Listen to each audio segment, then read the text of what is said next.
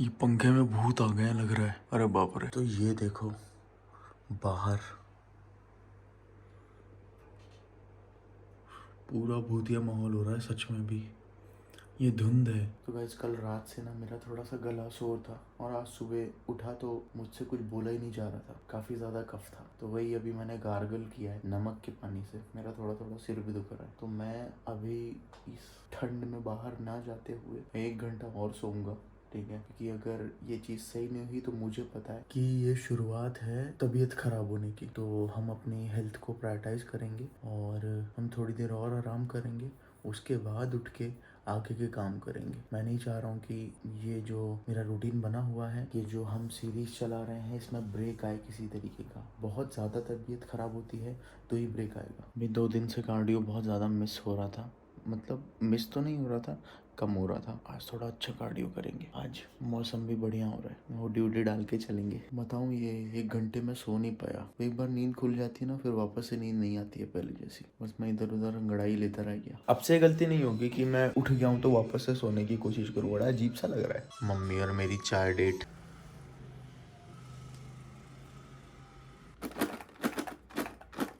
ये है मेरी फर्स्ट मील, जिसमें मैंने ब्लूबेरी क्रैनबेरी डाला है और आधा स्कूप से थोड़ा सा ज़्यादा वे प्रोटीन है और 90 ग्राम का योगर्ट है। मम्मी को मैंने बोला था कि मम्मी जूते आपको दिला रहा हूँ, अब आप रनिंग चालू कर देना। तो देखो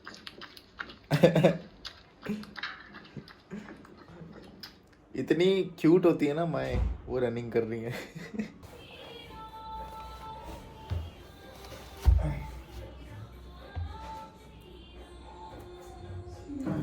आज मैं पता नहीं कितना चलने वाला हूँ। चलते चलते मैं कहीं अमेरिका ना निकल जाऊं।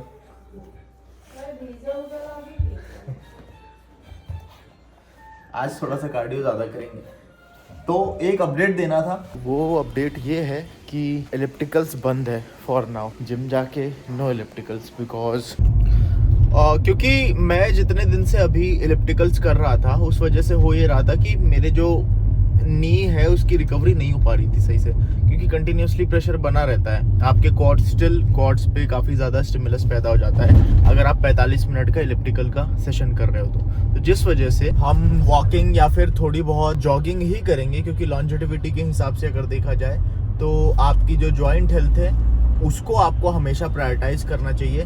मसल बिल्डिंग नहीं, मसल बिल्डिंग तो कभी भी हो सकती है, लेकिन जॉइंट हेल्थ को नहीं फूकने देना है। तो बस आज मैं वॉक या फिर हल्की फुल्की जॉगिंग ही आने वाले समय में करूँगा। मैं कुछ समय के लिए 1 से 1.5 महीने के लिए ये हैवी जो इलेप्टिकल्स करता हूँ वो नहीं करूँगा। ये आपके लिए नहीं है। आप अगर सब सही चल रहा है आपकी बॉडी में, आपके जॉइंट सही से फंक्शन कर रहे हैं, तो आपको ज़रूरी नहीं है इलेप्टिकल छोड़ने की ज़रूरत नहीं है, ठीक है? लेकिन मुझे अभी ऐसा लग रहा है कि कुछ समय के लिए रुकना चाहिए। And at the same time दूसरी चीज़ ये कि जैसा हमने प्लान किया था कि 2 पुश 2 पुल और 2 लेग डे लेंगे हम हफ्ते में, अभी 1 जनवरी के बाद से स्प्लिट चेंज होने के बाद से वो चीज़ काम कर रही है। मुझे रिकवरी का इनफ समय मिल जा रहा है, क्योंकि मैं जब नॉर्मल डेज में भी एक्सरसाइज करता था ना, जब हमारा ये नहीं था पुश पुल लेग्स, जब हमारा upper body lower body split चल रहा था, उस समय भी मैं अपने वर्कआउट को काफ़ी इंटेंस कर ले रहा था। जिस वजह से जैसे अभी मैं एकदम रगड़ के एक्सरसाइज करता हूँ पुश पुल लेग्स में, मैं थोड़ी सी इंटेंसिटी मुझे जैसे रिकवरी नहीं हो पा रही, लेकिन अब वही हम रगड़ के वर्कआउट कर रहे हैं, लेकिन अब रिकवरी का भी इनफ समय मिल रहा है। तो यहाँ पे स्कोप ऑफ ग्रोथ ज्यादा है। अब मैं घुसूंगा यूट्यूब के कमेंट सेक्शन में और किसी एक सवाल का जवाब करूंगा, पर बहुत अच्छे से करूंगा। तो इधर सार्थक भाई बोल रहे हैं कि मैं 10th क्लास में हूँ, मेरा एग्ज़ाम है, लेकिन मैं आपकी तरह सुबह उठ के अच्छा खासा कार्डियो करता हूँ, जिस वजह से मैं दोपहर में सो नहीं पाता, नींद आने लग जाती है और मेरा सिर दुखता है। इसीलिए मैं यहाँ पे आपको बार बार कहता हूँ कि आप ब्लाइंडली वो चीज़ मत फॉलो करो जो मैं कर रहा हूँ। मैंने पिछले व्लॉग में भी बोला था कि मैं जो रूटीन फॉलो कर रहा हूँ सेम का सेम आपको फॉलो करने की ज़रूरत नहीं है, क्योंकि सार्थक भाई इसके एडवर्स इफेक्ट भी हो सकते हैं जो कि दिख रहे हैं। शायद आप उतना सो नहीं पा रहे हो, शायद आपका काम दूसरे भी होते हो दिन भर में, शायद आप उतना खा नहीं पा रहे हो, आपको नींद आ जा रही है और आप सो नहीं रहे हो, ज़बरदस्ती पढ़ाई कर रहे हो। तो आपको इतना ज़्यादा मुझसे मोटिवेट होके करने की ज़रूरत नहीं है। मुझसे आप मोटिवेट हो रहे हो, ये बहुत अच्छी बात है, मुझे काफ़ी अच्छा लगता है ये जान के कि लोग मुझसे मोटिवेट हो रहे हैं, लेकिन मोटिवेट हो सेम चीज़ वो फॉलो मत करो जो मैं कर रहा हूँ। आप हमेशा अपनी लिमिट्स को पहचानो पहले और अकॉर्डिंगली काम करो। मैं कार्डियो कर रहा हूँ तो सुबह उठ के आपको भी सेम इंटेंसिटी पे कार्डियो करने की ज़रूरत नहीं है, ठीक है। पहले देखो कि कितना खा पा रहे हो, कितना सो पा रहे हो, दूसरे काम क्या है जीवन में, उसके बाद आप इस चीज़ को ऐड करो अपनी। ये नहीं कि हटा ही दो, इस चीज़ को ऐड करो जितनी जान बच रही है शरीर में, ठीक है। क्योंकि फिटनेस को पूरी तरीके से एलिमिनेट कर देना भी हार्मफुल है, और फिटनेस में अगर लाइफ में दूसरे काम हैं तो फिटनेस में इतना डूब जाना कि आप दूसरे काम ही नहीं कर पा रहे हो, ये भी हार्मफुल है, कहीं ना कहीं आपकी लाइफ को इम्पैक्ट करेगा गलत तरीके से। तो प्लीज़ मेरी रिक्वेस्ट है, आप सुबह जो रनिंग कर रहे हो उसकी जगह वॉकिंग कर लो, थोड़ा सा लेस इंटेंस हो जाएगा। और स्ट्रेंथ ट्रेनिंग में जब तक आपके एग्जाम चल रहे हैं, जब समय मिल रहा है तो बॉडी वेट से एक्सरसाइज करो। भाई मुर्गा मुर्गी का जोड़ा है भाई, पूरे काले। सत्यम गया, लाओ मेरे को भी दे दो नाश्ता, फिर जिम निकलूंगा चावल वावल खा के। चलो गाइस जिम में मिलते हैं। भाई ये जितने भी पुराने गाने हैं ना, ये कितने कितने सही रहते हैं, एकदम पीस दे देते हैं, मन को शांति दे देते हैं। जैसे तो अभी मैं निकल रहा था, हाँ जैसे की बात तो मैं करूंगा आपसे। अभी मैं निकल रहा था तो सामने वाले घर में गाना बज रहा था। पुराने गाने एकदम मीनिंग रहता है, हर लाइन का एक मतलब रहता है। जैसे ये पर्दा हटा दो, जरा मुखड़ा दिखा दो, हम प्यार करने वाले हैं कोई गैर नहीं, अरे रे हम तुम पे मरने वाले हैं कोई गैर नहीं। ओ मजनू के नाना मेरे पीछे न आना, जा प्यार करने वाले तेरी खैर नहीं। हाय हाय हाय हाय, मजा आ जाता है यार। मेरी आवाज तो एकदम रद्दड़ है, लेकिन सही रियल गाना सुनो तो मजा आ जाता है। थोड़ा जिम से हटके भी हम बातें किया करेंगे, नहीं तो आपको मैं बोरिंग लगने लग जाऊंगा। तो आप लोग बताओ, आप लोगों के फेवरेट सिंगर कौन है? मेरे तो जैसे मोहम्मद रफ़ी साहब हो गए, मैं तो इनके लिए साहब यूज करता हूँ, क्योंकि सच में मैं गाने बहुत सुनता हूँ पुराने। उदित नारायण जी हो गए, ठीक है, कुमार सानू जी हो गए, ये लोग गाना गाते थे और मीनिंगफुल गाने रहते थे। तो आप लोग कौन से गाने सुनना ज्यादा पसंद करते हो, पुराने या फिर आजकल जो बन रहे हैं नए? जादुई घुट्टी इज रेडी। जरूरी नहीं है, सबको जरूरी नहीं है प्री वर्कआउट लेना। यहाँ पे एक अफोर्डेबिलिटी फैक्टर भी आ जाता है, आप अफोर्ड कर पा रहे तो ठीक है, अदरवाइज कैफीन या coffee is more than enough. Coffee P के भी जाओगे, बहुत सही तरीके से आपका वर्कआउट होगा। 2 रुपए वाली कॉफ़ी, 1 रुपए वाली, ये वाली। ये कॉफ़ी नहीं है, नेस्कैफे। इसमें कचरा हो सकता है, अक्षय कह रहा है, तुम ब्रू की ले सकते हो। कचरा होता है क्या नेस्कैफे में? अरे क्या बुलवा रहा है यार अभी नेस्कैफे वालों की वो ना आ जाए साले। ठीक है, जो लेना है वो ले लो वो अच्छी है। और दूसरी चीज़ ये कि जो आपका प्री वर्कआउट होता है ना, उसमें मेन कंपाउंड क्या होता है? कैफीन। कैफीन की हमको ज़रूरत होती है। बाकी beta alanine, L carnitine, citrulline, ये सब चीज़ें दूसरे कंपाउंड है जो उतने एसेंशियल नहीं है। सबसे ज़्यादा जो मेन चीज़ है इस इतने से घोल के अंदर, वो है कैफीन, जो आपको through out the workout focused रखेगा। उसी के कुछ लोग 3000 रुपये दे देते हैं और उसी के कुछ लोग 1-1 रुपये का पाउच पी लेते हैं। सो आज है हमारा पुश डे, जिसमें चेस्ट, शोल्डर और ट्राइसेप्स, ये 3 मसल हम अलग अलग कवर करेंगे। अपार्ट फ्रॉम दैट आज मैं सोच रहा हूँ थोड़ा सा वर्कआउट के बाद कार्डियो भी करूँ। वो वॉकिंग हो सकती है, इंक्लाइन वॉक में करूँगा आधे घंटे के आसपास, क्योंकि कार्डियो आज सुबह कम हुआ था, मैं कम चल पाया था, घर से फ़ोन आ गया था तो घर के काम थे। अभी वो जो नया घर बन रहा है ना, वहाँ इंटीरियर का काम था कुछ, तो मुझे वहाँ जाना पड़ गया। वहाँ पे प्रॉब्लम थोड़ी सी ना सीलिंग में आ रही है, मतलब वो लीक नहीं कर रही है, ठीक है, उसमें कोई दूसरी प्रॉब्लम है, वो कुछ फिनिशिंग का काम है, वो चल रहा है, तो मेरे को एक बार जाना पड़ गया था, इसलिए कम हो पाया। लेकिन आज वर्कआउट के बाद थोड़ी देर का एडिशनल कार्डियो करेंगे हम। तो मेरे हिसाब से जो सबसे इंपॉर्टेंट सेट है ना, वो तीसरा सेट नहीं है या दूसरा, वो है वार्म अप सेट। क्योंकि वार्म अप सेट हमको ये बता देता है कि कहीं कोई प्रॉब्लम तो नहीं है, कहीं कोई जॉइंट में स्प्रेन तो नहीं है, कहीं कोई लिगामेंट टेंडन में कुछ झोल तो नहीं है, उससे हमको पता चल जाता है। अभी जैसे मैं लूंगा, मुझे पता चल जाएगा कि किस रेंज में जाके मुझे थोड़ा बहुत पेन हो रहा है। और ये सेट हमको बचाता है कि अगर मान लो यहाँ पे मैंने वेट बढ़ाया और थोड़ा सा हैवियर साइड गया और तब पता चल रहा है बॉडी को हाँ यहाँ झोल है, तो वहां पे इंजरी हो सकती है। इसलिए आप ये सब चीजें मत करो वार्म अप में। आप उसी एक्सरसाइज का एक लाइट वेट से सेट ले लो, that is more than enough. आपकी वार्म अप उतनी ही जरूरत है। तो ये लाइट वेट से हम लेंगे 10 से 15 रेप, उसके बाद में इनसेट चालू करेंगे।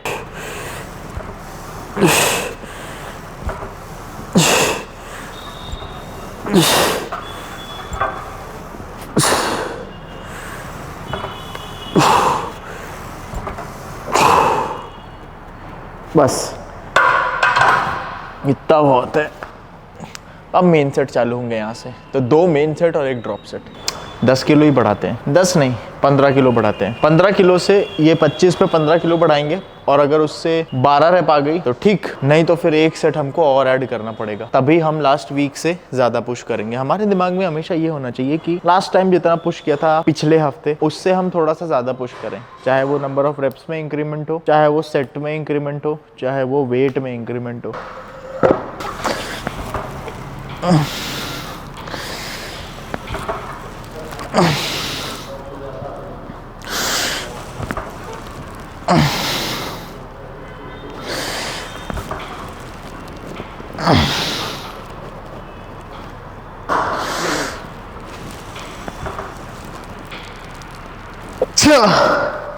एक और।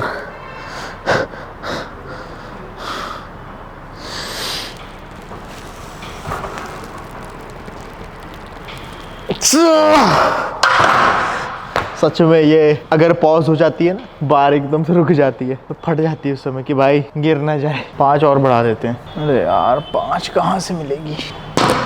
जब प्री वर्कआउट हिट ना हो ना, तो अपने आप को हिट करो। मेरे को अभी भी नींद आ रही है, और जबकि बीटा एलेनिन काम कर रहा है।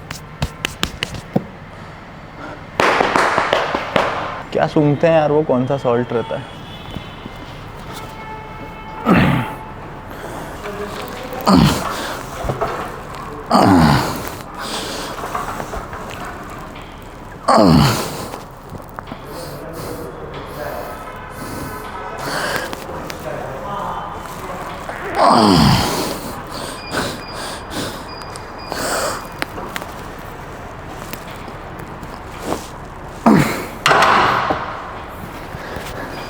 अरे यार अब फिर से ऊपर करनी पड़ेगी। ये फायदा है स्मिथ मशीन का। चलो भाई ड्रॉप लेते हैं। 8 reps।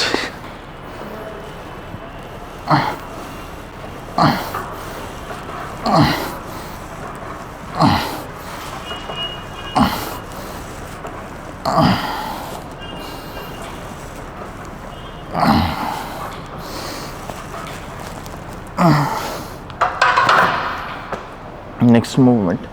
मेरे को थोड़ा सा, मैं सैड हूँ क्योंकि 6 रेप्स सोचे थे, वो हैवीएस्ट सेट में 5 ही आए, 4, क्योंकि 5वां कम रेंज में था। तो उस पे से एक बात बताना था। वो बात ये है कि अगर कम रेंज में भी आप 2 से 3 या 1 एडिशनल रेप मार पा रहे हो ना, तो उसको मारो, छोड़ो मत इसको। सेफ है। स्मिथ मशीन पे बैठे हो आप, कहाँ जाओगे? कहीं नहीं, कुछ भी नहीं होना है। आप जैसे ही आउट ऑफ फोर्स जाते हो, आप जैसे ही फोर्स प्रोड्यूस नहीं कर पा रहे हो एडिशनल, तुरंत रैक कर दो, जैसे मैंने किया। ये सही है क्या? सही था। तो अभी अगर मैं शोल्डर प्रेस की बात करूँ, तो यहाँ पे मैंने 80 डिग्री पे रखा है। ये और भी आगे आ सकता है बेंच, ऐसा नहीं है, पर उसमें मेरा शोल्डर इंजरी के चांसेस है बहुत ही ज़्यादा। मैं सीधा रहूँगा, और मैं एक तरीके से अपने शोल्डर को 90 डिग्री पे अगर ट्रेन करता हूँ, तो थोड़ा बहुत यहाँ पे चांसेस बढ़ जाता है। मैं अपनी बात अगर करूँ तो मेरी तो है, मैं यहाँ पे भी इस तरीके से ट्रेन कर सकता हूँ, क्योंकि मेरी शोल्डर की हेल्थ अच्छी है, शोल्डर की मोबिलिटी अच्छी है। पर मोस्ट ऑफ द पीपल के शोल्डर्स उतने मोबाइल नहीं रहते, मोबिलिटी कम रहती है। इसलिए इसको 80 डिग्री या फिर 70 डिग्री पे भी अगर आप करते हो, थोड़ा सा अपर चेस्ट होता है, लेकिन आपके शोल्डर तब भी ट्रेन हो रहे हो। तो इसको एक हुक पीछे भी करके अगर मैं ट्रेन करता हूँ, तो वो भी शोल्डर प्रेस माना जाएगा। अच्छा खासा स्टिमुलस आएगा शोल्डर पे। सेफली ट्रेन करो। अब इससे लेने हैं 10 रेप।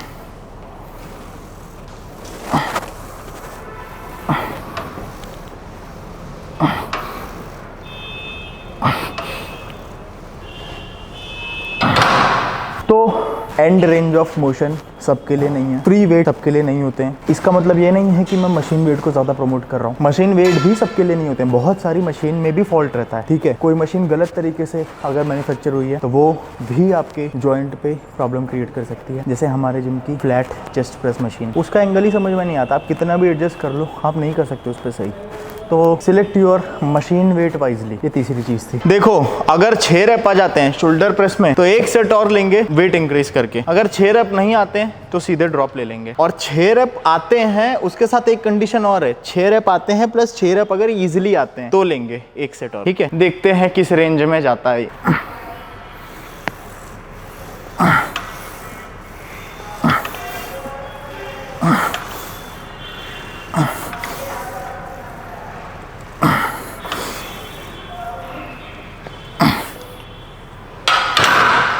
ईजिली आ गए, एक सेट और लेंगे तो सेम वेट रहेगा क्योंकि 6 रेप आ गए थे।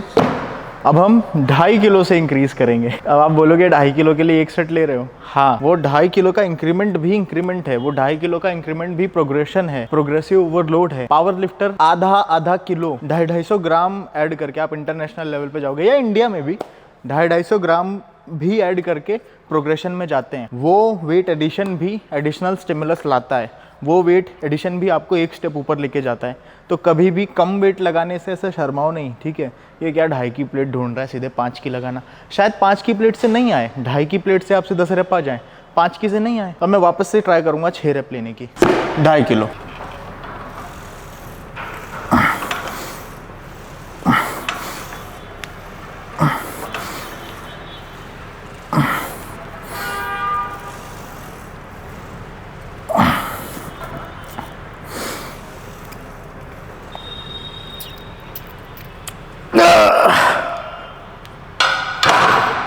यस आ गए। सही है, अब सही है, इब सही है बालक। भाई नहीं आए, बच गया।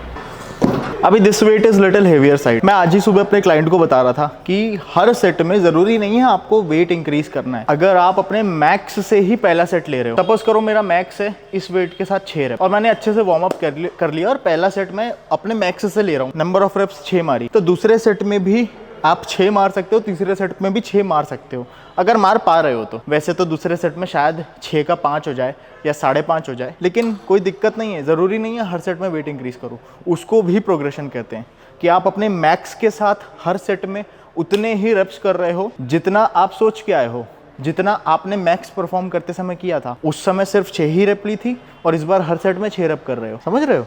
अरे बाप रे, इतना ज्ञान दे दिया, पता नहीं कितने आएंगे।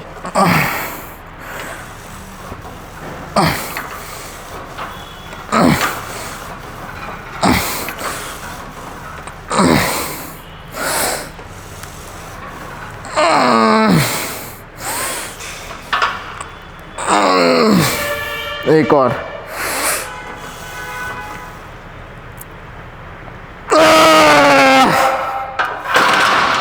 देखा हो गया ना प्रोग्रेशन, पहले सेट में 7 आ गए।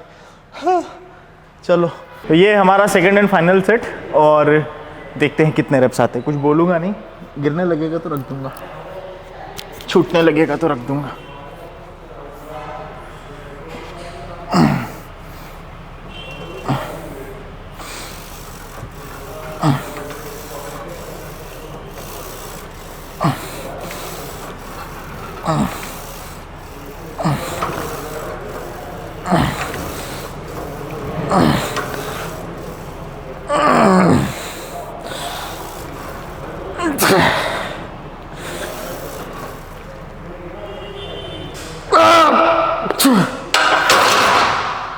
बस ये मेरा दूसरा सेट था। पहले सेट में मैंने अपना मैक्स ले लिया था, जितना मैंने मैक्स किया है। मेरा 25-25 की 2 प्लेट इधर और उधर सेम, मतलब 100 किलो से 6 रेप थे, ठीक है। हाँ 100 किलो, ये स्मिथ मशीन की बारबल का वेट नहीं गिन रहा हूँ। 6 रेप थे मेरे पिछली बार, इस बार मैंने 7 रेप कर लिए। इसको मैं लिखूंगा आज जाके ताकि नेक्स्ट टाइम इससे ज्यादा पुश कर सकूँ, चाहे वो 2.5 की प्लेट ही फ्रैक्शन प्लेट बढ़ा के मुझे क्यों ना बढ़ाना हो। और दूसरा सेट फिर मैंने थोड़ा सा लाइट 20 की प्लेट लगा ली, उसके साथ लिया और उसमें भी मेरे 10 रेप आ गए, ठीक है। यही 6 से 10, 8 से 12 रेप रेंज आपको हाइपरट्रॉफी लाके देती है। और वो मैटर नहीं करता, अगर 6 रेप में भी आपका फेलियर आ जा रहा है ना, तो भी हाइपरट्रॉफी आपकी है। तो बस नियर फेलियर हमको ट्रेन करना है।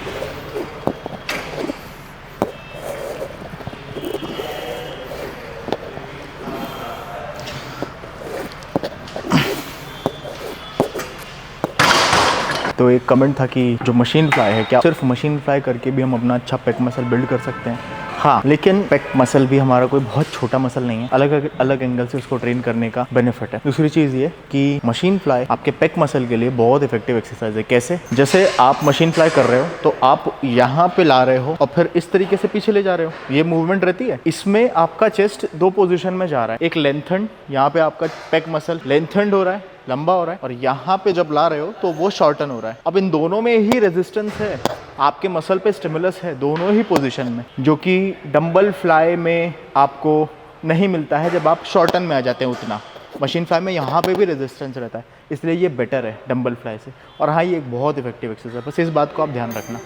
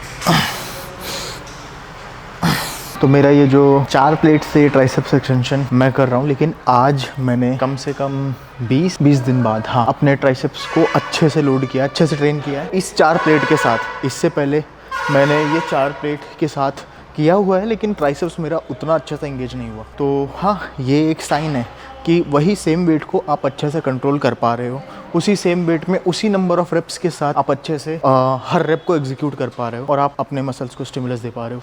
ये भी एक तरीके का प्रोग्रेशन है। चलिए साथ से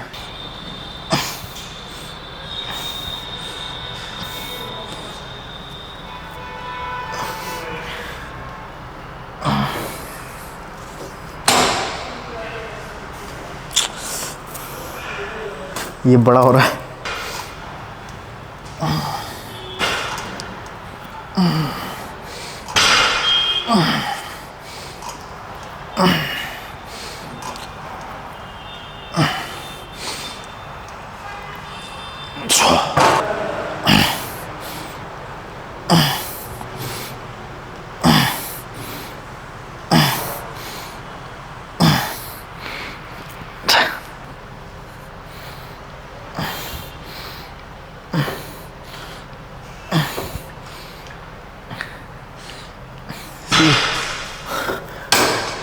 लास्ट सेट भी बहुत ही आराम से आ गया इसी एक्सटेंशन में, पहले मैं नहीं कर पाता था। तो ये भी एक तरीके का प्रोग्रेशन है। I am happy.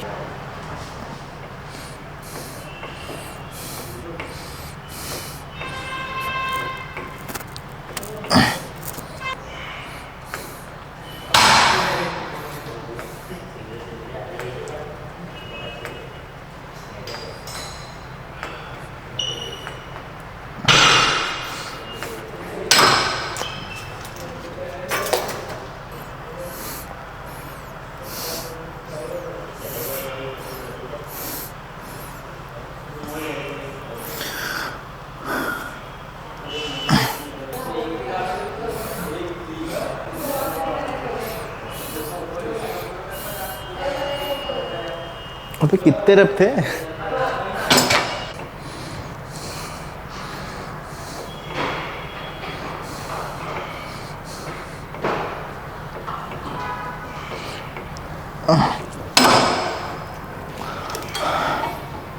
ऐसा हाथ से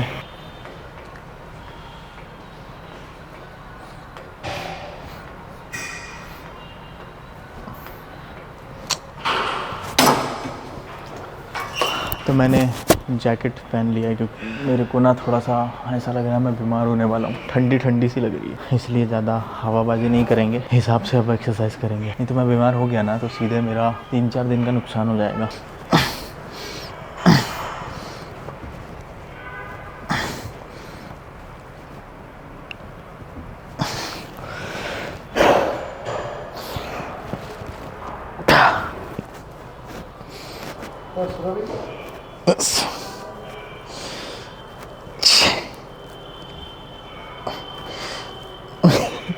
अरे वो चीकू की बात याद आ गई। तूने बोला था ना तेरे गलफड़े आ रहे, हमारा एक दोस्त है उसके गलफड़े आ रहे हैं इधर।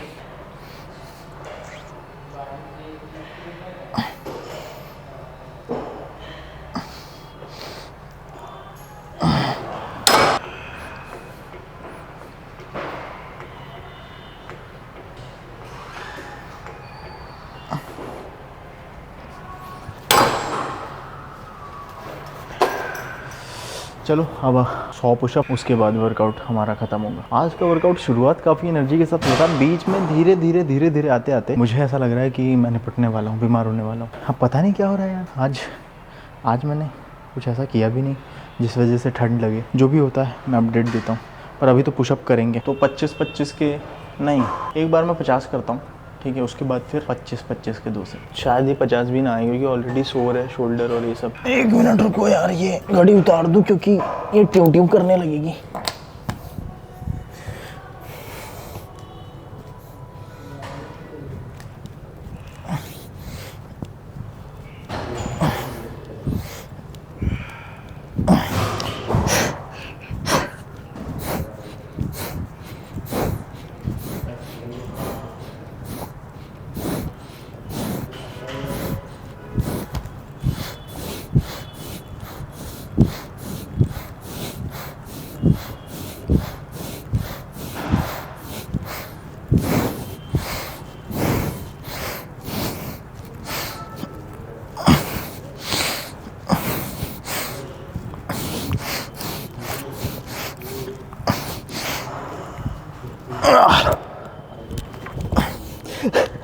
मछली बनना पड़ा आखिरी में उठने के लिए। चलो 25-25 के 2 अलग अलग सेट लेंगे।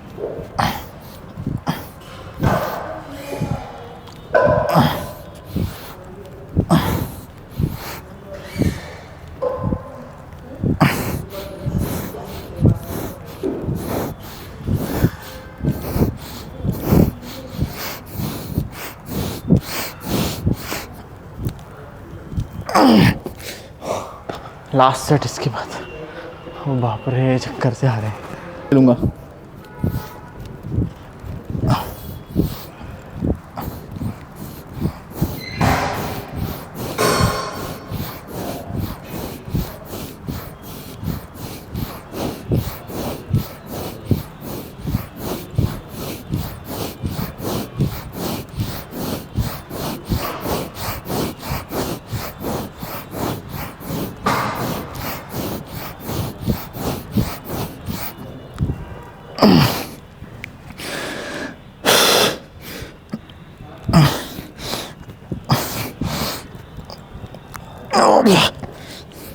चल भाई घर। तो एक सवाल का जवाब और देते हैं, उसके बाद हम चलते हैं घर। भाई, किसी भाई ने एक सवाल पूछा था कि अगर मुझे चेस्ट, शोल्डर, ट्राइसेप्स एक ही दिन ट्रेन करना है तो मुझे कौन कौन सी एक्सरसाइज लेनी चाहिए। अभी देखो, इंटेंसिटी अगर मेंटेन करोगे ना तो 1 से 2 वेरिएशन मोर देन इनफ है, इससे ज्यादा नहीं चाहिए। 3 सेट 10 से 15 रेप के साथ ले सकते हो आप। अब मैं आपको बताता हूँ, एक फ्लैट बेंच प्रेस का मूवमेंट, एक इंक्लाइन बेंच प्रेस का मूवमेंट। इसमें आपका एंटीरियर डेल्ट और पेक मसल कवर हो जाता है। लोअर पेक के लिए आप अगर बहुत ही ज़्यादा अंडर डेवलप्ड है तो एक high to low cable crossover ले सकते हो, ठीक है। ये ऑप्शन है आपके पास। नहीं तो फ्लैट बेंच प्रेस में आपका जो लोअर चेस्ट है वो अच्छे से बायस हो जाता है। तो ये 3 एक्सरसाइज हो गई, नहीं 2 ही हुई है, एक फ्लैट और एक इंक्लाइन। उसके बाद एक रियर फ्लाई ले लेना अपने रियर डेल्ट के लिए, एंड एक लैटरल रेज ले लेना लैटरल डेल्ट के लिए। एंटीरियर डेल्ट तो आपका पुश में कवर हो जा रहा है। उसके बाद एक एक्सरसाइज ट्राइसेप्स ओवरहेड एक्सटेंशन। ये हो गया आपका चेस्ट, शोल्डर, ट्राइसेप्स कवर पूरी तरीके से। अब इसके 3 सेट लो, 10 से 15 रेप ले सकते हो, और हर सेट के बाद एक ड्रॉप सेट ले सकते हो just to reach that fatigue, ठीक है। नियर फेलियर पहुंचने के लिए आप आखिरी में ड्रॉप सेट ले सकते हो। दैट्स इट, चलो bye bye. So let's talk about fibre. मेरे क्लाइंट को मैंने उसके न्यूट्रिशन स्ट्रक्चर में दिया था स्पिनच, पालक, कि आप पालक उबाल के बढ़िया पालक पनीर बना के खा सकते हो, या फिर पालक की नॉर्मल सब्ज़ी बना के खा सकते हो। लेकिन उसने वैसे ही किया, उसने पालक उबाली, डायरेक्टली खाया, कभी कभी पालक पनीर बना लिया, कभी कभी पालक की दूसरी सब्ज़ी बना ली। लेकिन चौथे 5वें दिन उसको ना डाइजेस्टिव इशू हो गए, वो पालक की वजह से उसको प्रॉब्लम आ गई। अब आप बोलोगे पालक में तो फाइबर होता है, पालक में तो एंटीऑक्सीडेंट्स होते हैं, ठीक है, तो उसको फाइबर की वजह से कैसे हो गया प्रॉब्लम। फाइबर भी अलग अलग टाइप के होते हैं, हर फूड का अपना अलग फाइबर होता है। किसी किसी को पालक का फाइबर सही से डाइजेस्ट हो जाता है, किसी किसी को नहीं होता है। किसी किसी को लौकी का फाइबर अच्छे से डाइजेस्ट हो रहा है, किसी किसी को नहीं हो रहा है। किसी किसी को गाजर का फाइबर अच्छे से डाइजेस्ट हो रहा है, किसी किसी को गाजर कॉन्स्टिपेशन दे रहा है। तो मैं बस ये बताना चाह रहा हूँ कि पर्सन टू पर्सन सब्जियाँ भी वेरी करती हैं, पर्सन टू पर्सन हर फूड आइटम वेरी कर सकता है। किसी को पच रहा है, किसी को नहीं पच रहा है। अगर आपको नहीं पच रहा है तो आप उस चीज़ को अपनी डाइट से हटा दो, आपको गैस, ब्लोटिंग, कॉन्स्टिपेशन अगर वो दे रहा है तो। और इसी को कहते हैं फूड सिलेक्शन। वो सारी चीज़ें हटा देना जो हमारे गट में जाके दिक्कत क्रिएट कर रही है, वो सारी चीज़ें ऐड कर लेना जो हम इजीली डाइजेस्ट कर पा रहे हैं। तो आज का व्लॉग यहीं समाप्त होता है। मिलता हूँ आपसे कल। बाय बाय, ध्यान रखो।